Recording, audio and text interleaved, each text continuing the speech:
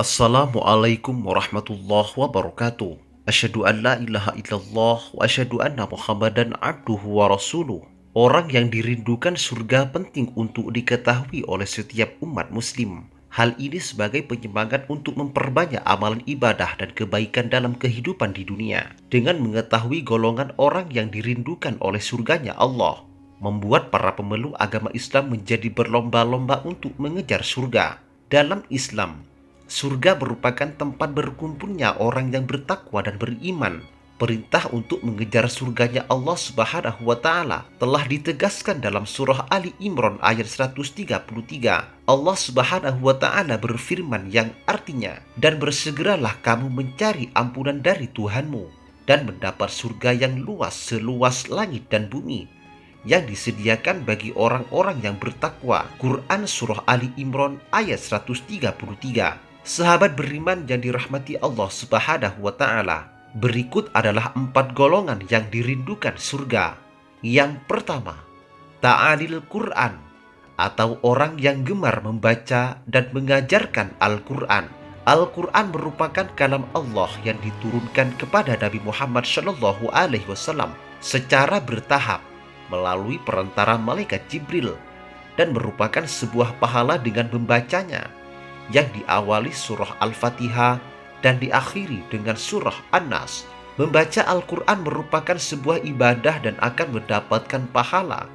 Inilah salah satu karakteristik sekaligus keistimewaan yang dimiliki oleh Al-Quran. Bahkan Rasulullah Shallallahu Alaihi Wasallam dalam sabdanya mengatakan bahwa orang yang membaca satu huruf dari ayat Al-Quran akan diberikan balasan oleh Allah 10 kali lipat. Rasulullah Shallallahu Alaihi Wasallam bersabda, "Barang siapa yang membaca satu huruf dari kitabullah Al-Quran, maka ia mendapat satu kebaikan, dan dari satu kebaikan itu berlipat menjadi 10 kebaikan. Aku tidak mengatakan alif lam mim sebagai satu huruf, akan tetapi alif satu huruf, lam satu huruf, dan mim satu huruf." Hadis riwayat Bukhari. Bahkan orang yang gemar membaca, memahami, dan mengajarkan Al-Quran akan mendapatkan surga. Yang kedua, hafizil lisan, atau orang yang dapat menjaga lisan.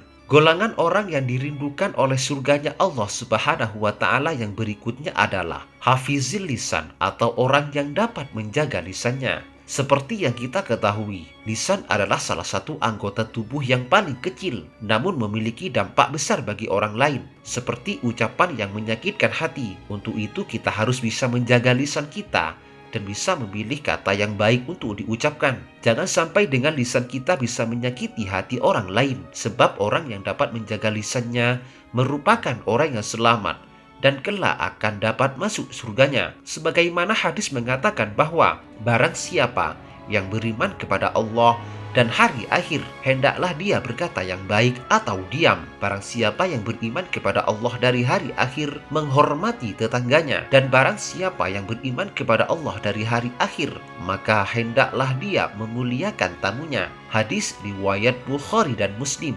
Yang ketiga, wamut bimul ji'an, atau orang yang gemar memberi makan orang lain. Orang yang gemar memberi makan terhadap sesama atau orang lain, berbagi makanan kepada sesama, terutama orang yang kelaparan dan fakir miskin, sama saja seperti menyelamatkan keberlangsungan hidup sesama makhluk hidup ciptaan Allah. Memberikan makanan kepada sesama, Allah telah menjanjikan pintu surga sebagai balasannya. Hal ini sebagaimana yang diriwayatkan dari Mu'adz bin Jabal radhiyallahu an, dari Nabi Muhammad shallallahu alaihi wasallam bersabda, "Siapa memberikan makan orang mukmin sehingga dia kenyang dari kelaparannya, maka Allah Subhanahu wa taala akan memasukkannya ke satu pintu dari pintu-pintunya surga.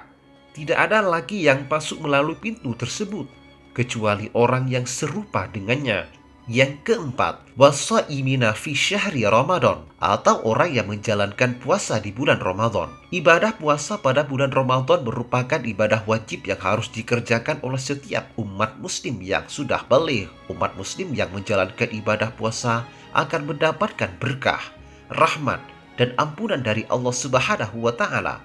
Selain menjadi kewajiban, ibadah puasa di bulan Ramadan dapat mengantarkan kita ke surganya Allah. Hal ini sebagaimana yang telah disebutkan dalam salah satu hadis, barang siapa yang berpuasa di bulan Ramadan karena iman dan ikhlas, maka akan diampuni dosa-dosanya yang telah lalu. Hadis riwayat Bukhari Muslim. Demikian kajian kali ini. Semoga bermanfaat dan barokah bagi kita semua. Wassalamualaikum warahmatullahi wabarakatuh.